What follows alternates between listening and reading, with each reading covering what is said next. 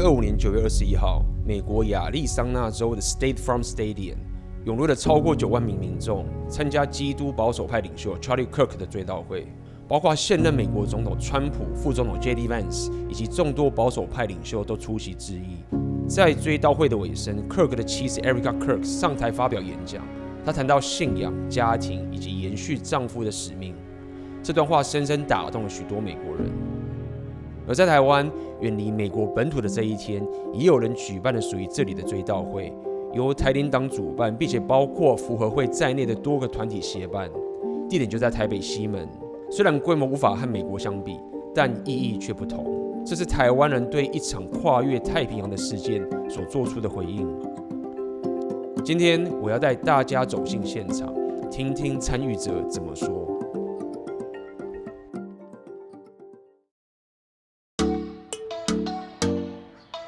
现在我人正在西门町的1号出口，然后现在时间大概是3点35分，我来到了这里，这里是所谓的 Charlie Kirk 的追悼会。待会呢，我就会来去问问这边的人，他们为什么来这里啊，以及这个追悼会到底代表什么意义，以及他们的一些看法，把这个过程记录给大家。你好，你好，你好。就是因为这次有了这个 Charlie Kirk 这个活动，然后我们想了解说，就是为什么，是什么样的原因让你来参加这次的这个活动？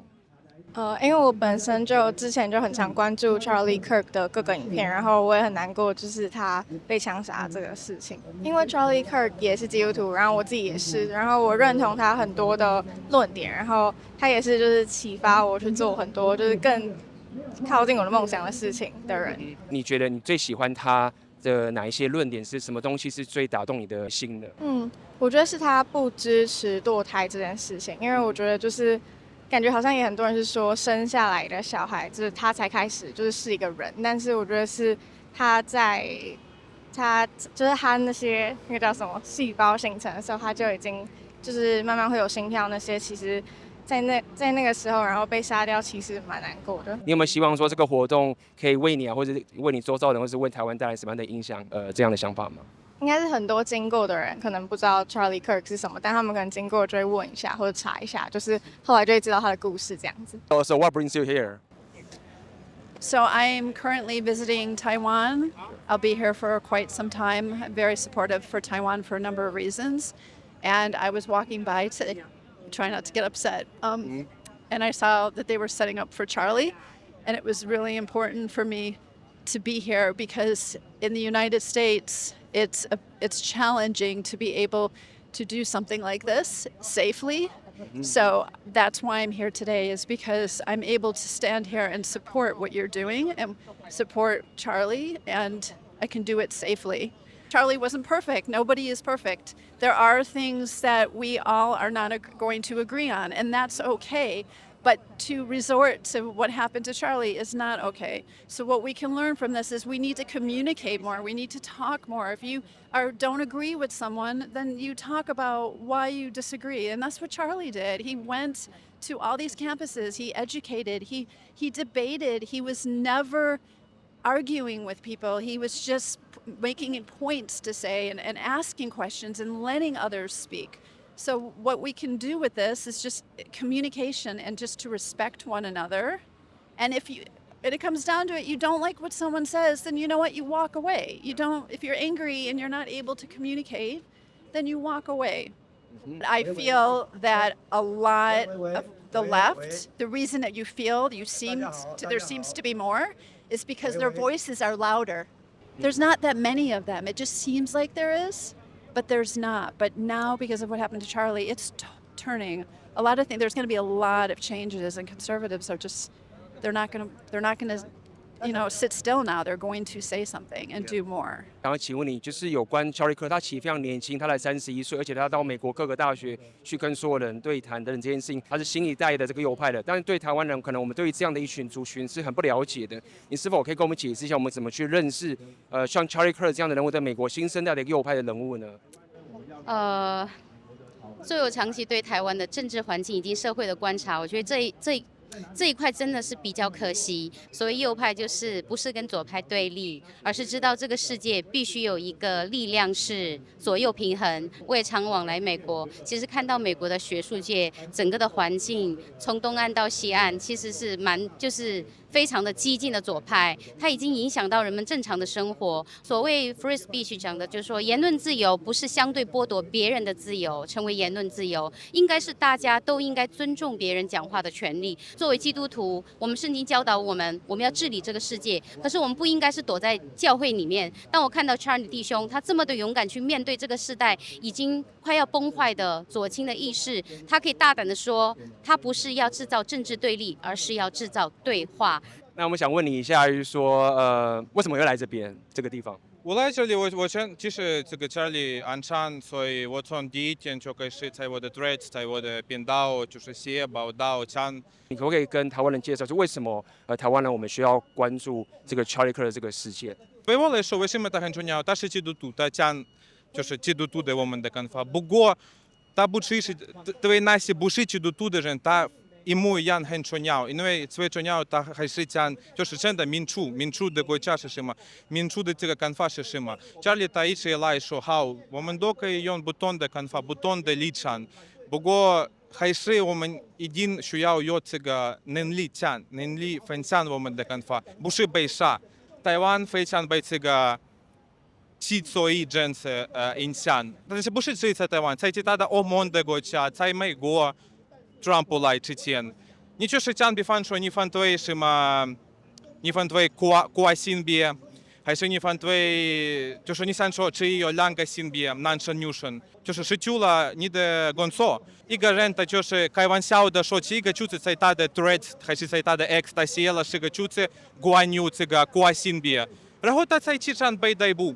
这是我们现在处的民主主义的国家，民主的社会。所以让台湾、英国、美国都叫民主主义的国家，不过这个完全跟民主主义没有关系。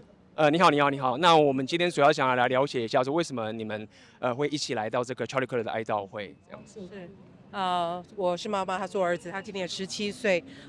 我们在台湾知道 Charlie Kirk 被暗杀的消息之后，我们非常伤心。那我们一直在看世界各地很多人在哀悼 Charlie Kirk， 他是一个为上帝的真理发声的人。我们作为基督徒，我们看到一个弟兄这样为主的真理受到逼迫，我们心里很舍不得。我们也爱这个弟兄，我们受他的精神所感动。我们认为，他是我们的一个榜样，所以我们特别来这边哀悼他。他坚定的相信自己的真理，然后用一个温柔的、平和的态度去跟人辩论，去跟人证明上帝的道。那我觉得这是一个最好的政治的表现，也是所有年轻人的榜样。很多人会认为说世界上的真理有点像要平等、公平，但是 Charlie Kirk 很清楚的去证明怎样才是真正的公平，然后唯独在创造我们这个宇宙天地万物的上帝里面才能找到真正的真理。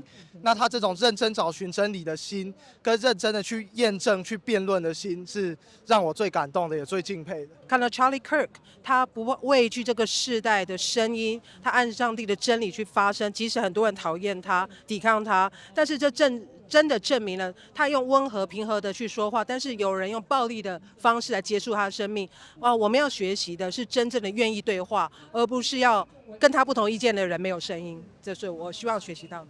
这件事当然是我们应该感到遗憾了，毕竟它是一种被恐怖攻击给杀害。那当然，在所有社会，只要是普世价值，那反而都应该加以谴责。在美国现在的社会，已经是把这件事情当作非常重要，然后全国都降半旗，如此深远的哀悼。那台湾当然应该这件事情借由表态对塔里科克的遗憾，来告诉美国，我们在价值上面是一样站在同一边的样子。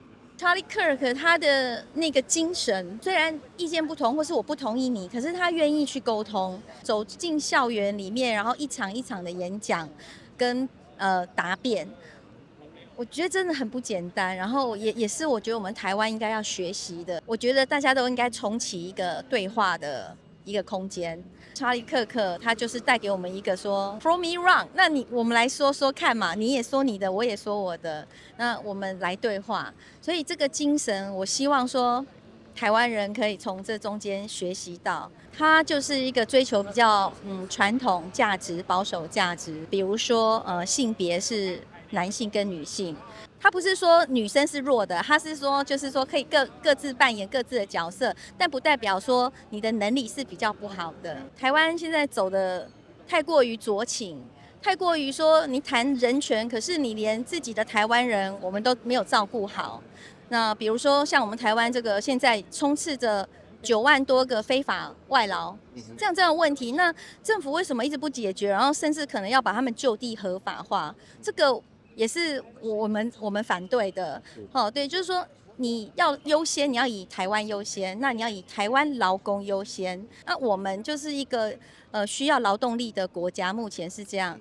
可是你看，我们给予外劳的薪资是比新加坡给予外劳的薪资还要来得高，但是我们台湾人的薪水，我们的 GDP， 我们才新加坡的几分之几而已，常常在谈说什么公平人权这些，那我觉得台湾人的人权就变成不希望被政府把它放在最下面。所以现在我们看到美国他们在说美国优先，就是让美国再次伟大，那就可以知道说他们现在这个共和党川普总统他优先要照顾他的美国人。那如果你是非法移民的你是这个就是你有别的不好的企图进入美国的，他通通不欢迎。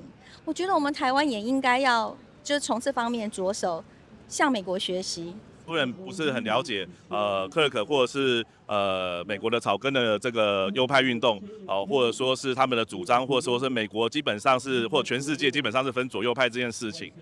那台湾我们自己的政治都是分我们的光谱是分蓝绿，因为我们的政党并没有意识到我是左派或是右派。我们如果一个一个政策去看，民进党大部分的时候比较偏左派，但是它有很多比较右派的主张，所以是混合在一起的。它跟国外的分左右不大一样。